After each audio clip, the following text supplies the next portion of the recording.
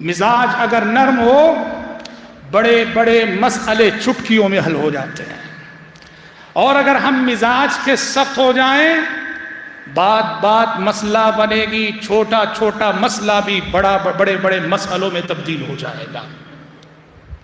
اسی لیے پیارے نبی صلی اللہ علیہ وسلم فرماتے ہیں ما كان الرفق في شيء الا زانه وما نزع من شيء الا شانه۔ جس معاملے میں بھی نرمی ہوتی ہے، جس معاملے کے اندر نرمی ہوتی ہے، وہ نرمی معاملے کو خوشنما بناتی ہے، مزین کرتی ہے، آسان کرتی ہے۔ وما نزع من شيء الا شانه، اور جس معاملے سے بھی نرمی ختم ہو جائے، درستی آ جائے، سختی آ جائے، غیظ و غضب آ جائے، وہ معاملہ بگڑے گا، وہ معاملہ کبھی سنورے گا نہیں۔ وما نزع من شيء الا شانه۔ اسی لیے پیارے نبی صلی اللہ علیہ وسلم نرمی سے محروم انسان کو آپ نے کہا جو نرمی سے محروم ہے، جسے یہ نرم مزاجی نہ ملی، جسے یہ نرم طبیعت نہ ملی، جسے یہ نرم لہجہ نہ ملا، جسے نرم گفتگو نہ ملی، جسے نرم زبان نہ ملی، سمجھو کہ وہ بہت بڑے خیر سے محروم ہو گیا۔ لسان نبوت کا ارشاد ہے من یحرم الرفق یحرم الخیر کلہ، من یحرم الرفق یحرم الخیر کلہ۔ جو نرمی سے محروم ہو گیا سمجھو کہ وہ سارے خیر سے محروم ہو گیا، ساری بھلائیوں سے محروم ہو گیا۔ حضرات، زندگی کے بہت سارے شعبے ہیں جہاں نرمی مطلوب ہے، اور شریعت نے خاص طور پر بعض مقامات پہ سخت تاکید کی ہے کہ وہاں نرمی اپنانی چاہیے۔ ان چند پہلوؤں کا تذکرہ میں آج کے خطبے میں آپ کے سامنے کیے دیتا ہوں۔ سب سے پہلی چیز، نرمی کہاں مطلوب ہے؟ تعلیم اور تربیت میں۔ تعلیم اور تربیت میں استاد جب اپنے بچوں کو پڑھا رہا ہوتا ہے، ایک مدرس جب اپنے شاگردوں کی تربیت کر رہا ہوتا ہے، ماں باپ جب اپنے بچوں کی پرورش کر رہے ہوتے ہیں، ماں باپ جب اپنے بچوں کی تربیت کر رہے ہوتے ہیں، ضروری ہے کہ استاد اپنے ماتحتوں کے اپنے شاگردوں کے ساتھ نرمی کرے، مربیان اپنے ماتحتوں کے ساتھ نرمی کریں، والدین اور ماں باپ اپنے بچوں کے ساتھ نرمی کریں۔ نرم مزاجی سے ایک استاد جتنا کامیاب ہو سکتا ہے، نرم مزاجی سے ماں باپ جتنے کامیاب ہو سکتے ہیں، درستی اور سختی سے کبھی وہ اتنی کامیابی نہیں ملا کرتی۔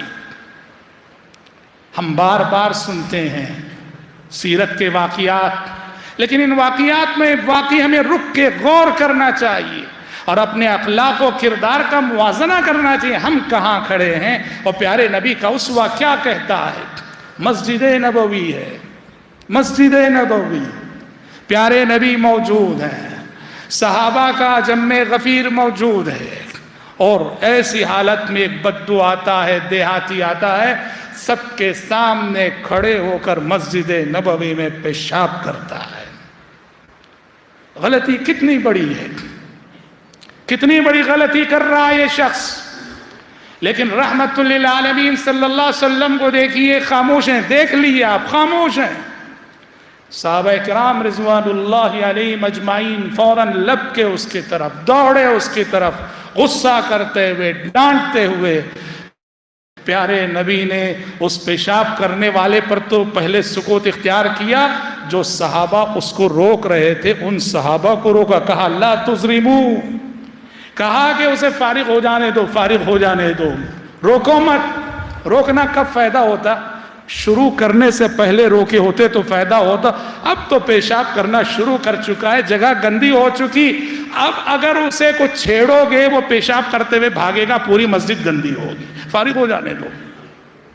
فارغ ہو گیا، آپ نے بلا ادھر آؤ، ادھر آؤ، ان هذه المساجد لا تصلح لشيء من هذا البول والقدر انما هي لذكر الله عز وجل والصلاة وقراءة القرآن۔ ہم ایسے موقعوں پہ فوراً جذبات کی رو میں بہہ جاتے ہیں، جوش آ جاتا ہے، اور جوش کی زبان میں جو زبان پہ آیا کہہ دیتے ہیں، بک دیتے ہیں۔ لیکن رحمت للعالمین صلی اللہ علیہ وسلم کی فراست، آپ کا انداز تربیت، آپ اس کی مجبوری سے واقف تھے کہ وہ ایک دیہاتی ہے، بدو ہے، اور دیہاتیوں اور بدوؤں کے بارے میں قرآن کہتا ہے الاعراب اشد کفرا ونفاقا واجدر الا يعلموا حدود ما انزل الله على رسوله. دیہاتی یہ کافر ہوتے ہیں تو کفر میں سخت، منافق ہوتے ہیں تو نفاق میں سخت، اور مومن ہوتے ہیں، مسلمان ہوتے ہیں تو تہذیب اور ادب اور اخلاق کے تقاضوں سے ناآشنا ہوتے ہیں. اس لیے یہاں سختی کام نہیں دے گی، سختی سے بات نہیں بنے گی. غلطی یقیناً بہت بڑی کر رہا تھا وہ شخص، بلا کے کہا ادھر آؤ، کہا دیکھو یہ مسجد ہے، یہاں اس طرح بول و براز، پیشاب و شاب جیسے کام نہیں ہونے ہیں.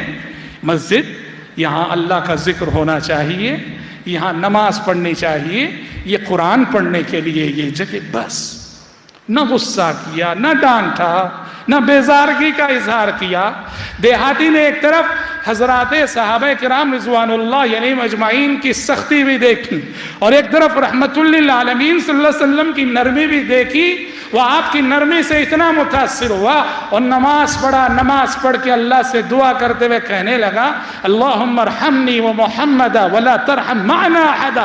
پروردگارا مجھ پہ رحم کر، یہ محمد پہ رحم کر، ہم دونوں کے سوا یہاں کسی پہ رحم مت کر. آپ صلی اللہ علیہ وسلم نے کہا لقد حجرت واسعا، اللہ کے بندے، اللہ کی رحمت جو اتنی کشادہ ہے اس کو تو نے اتنا تنگ کر دیا. لقد حجرت واسعا. یہ دیکھو نرم مزاجی پیارے نبی اپنے سلیقے تربیت سے آن کی آن میں ایک بدو اور دیہاتی جو درست مزاج ہوتے ہیں اس کے دل میں داخل ہو گئے، اس کے دل میں آپ کی محبت بیٹھ گئی. سیرت میں بہت سارے واقعات. معاویہ بن حکم السلمی رضی اللہ عنہ کہتے ہیں پیارے نبی صلی اللہ